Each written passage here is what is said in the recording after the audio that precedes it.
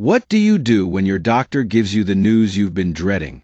You're officially pre-diabetic for millions of Americans over 60.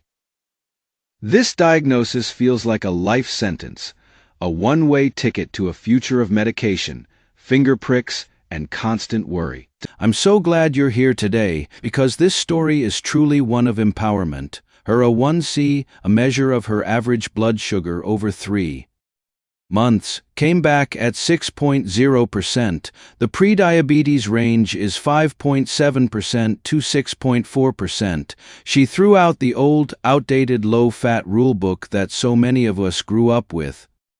Instead of cereal, she started her day with 2 eggs cooked in olive oil with a side of avocado and spinach. This breakfast was high in protein, healthy fats, and fiber. It kept her blood sugar stable and her energy levels even for hours. The more muscle mass you have, the more places your body has to store sugar from your blood, keeping it out of the danger zone. She started simply, with bodyweight exercises at home, squats using a chair for support, wall push-ups, and lifting cans of soup twice a week. That was it. She had lost 15 pounds without ever feeling hungry. Her joint pain was gone. She had more energy than she'd had in a decade.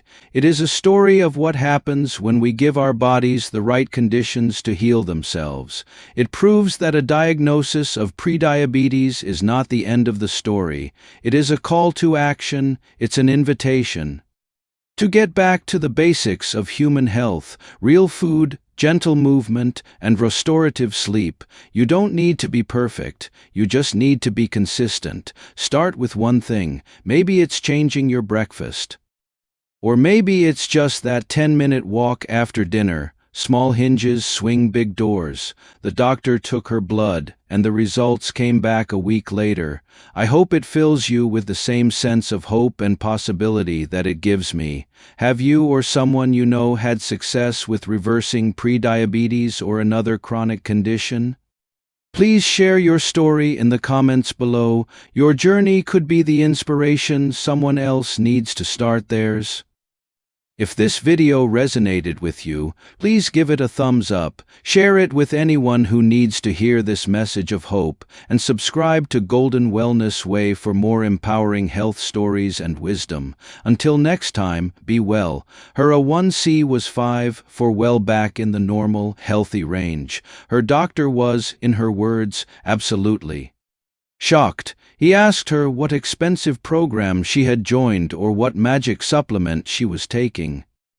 He was amazed when she simply described her 3 changes: managing her blood sugar by prioritizing protein and fat, incorporating gentle movement after meals, and making sleep a priority. It wasn't about becoming a bodybuilder. It was about sending a signal to her body to hold on to its precious, metabolically active muscle tissue. This combination of gentle walks and simple resistance training was something she could stick with, and consistency is everything. She didn't get that mid-morning crash that used to send her reaching for a sugary snack. Like many people her age, she had accepted poor sleep as a fact of life. She would dim the lights and read a book or listen to calming music. She made sure her bedroom was cool, dark, and quiet. She also stopped eating at least 3 hours before bed, which she found helped reduce her nighttime awakenings. It took a few weeks, but gradually her sleep began to consolidate. She started sleeping for 6, then 7 uninterrupted hours. This was perhaps the most powerful change of all. With better sleep came better energy, better food choices because she wasn't craving sugar for a quick fix, and a body that was finally in a state of rest and repair, allowing it to heal. She would often wake up at 3 a.m., her mind racing, and struggle to fall back asleep, but she learned about the profound connection between sleep deprivation and insulin resistance. We've talked about this before. When you're sleep deprived, your stress hormone, cortisol, goes up.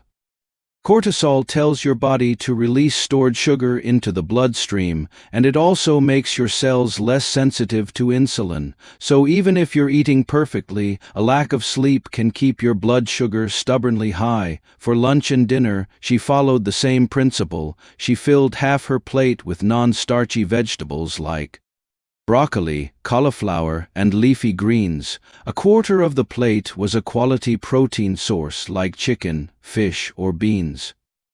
And the last quarter was for healthy fats like avocado, nuts, and seeds, or a slow-digesting carbohydrate like a small sweet potato or quinoa.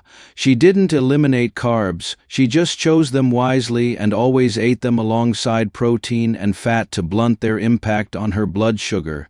This wasn't a diet. It was just a smarter way of building a plate. She realized that when you take the fat out of food, you have to replace it with something to make it taste good, and that something is almost always sugar and refined carbohydrates. That healthy cereal and orange juice breakfast was starting her day with a massive sugar bomb, spiking her blood sugar and insulin levels first thing in the morning. So she made one simple rule: she would focus on managing her blood sugar, not just counting calories. She called it the first bite rule, her first bite of every meal had to be protein or healthy fat. Her doctor gave her the standard advice: lose some weight, eat better, and we'll check again in 6 months. If it wasn't better, the next step would be metformin. She didn't go out and join a high-intensity gym or start training for a marathon at 67 with achy knees that felt intimidating and unsustainable. Instead, she focused on what I call intelligent movement. Her number one strategy was a 10-minute walk after every meal. This wasn't a power walk. It was a gentle stroll around her block. The science behind this is incredible. A study from George Washington University found that a short walk after meals was significantly more effective at lowering blood sugar in older adults than a single, longer 45-minute walk during the day. Why? Because you are using your muscles to soak up the glucose from your bloodstream right when it is at its peak. It's like a natural post-meal insulin shot. Carol left the office feeling scared and defeated. Like many of us, she thought she was already eating healthy. She started her day with orange juice and a bowl of whole grain cereal. She chose low-fat options and avoided red meat, but she was always tired, her joints ached, and she had stubborn belly fat that just wouldn't budge. This diagnosis was the wake-up call she needed. She decided she didn't want to just manage a disease. She wanted to create true health, so she focused on 3 key areas. Prediabetes is an epidemic. The CDC reports that over 96 million American adults have it, and for those over 65, that number jumps to nearly 1 in 2. That's a staggering statistic. It means that half of our peers are standing on the edge of a chronic disease cliff, but the word pre is the most important word in that diagnosis. It means you're not there yet. It means there is an opportunity, a window of time to turn the ship around. Carol's story is a roadmap for how to do just that, and it's simpler and more accessible than you might think. But what if I told you that for many, it doesn't have to be that way? Today, I want to share a story. It's the story of a woman named Carol, a 67-year-old from just outside Minneapolis, who received that very diagnosis, but instead of accepting it as her fate, she decided to fight back. And what she did next, without any extreme diets or miracle pills, not only reversed her pre-diabetes but completely transformed her health. Her story is a powerful testament to the fact that it is never too late to take back control.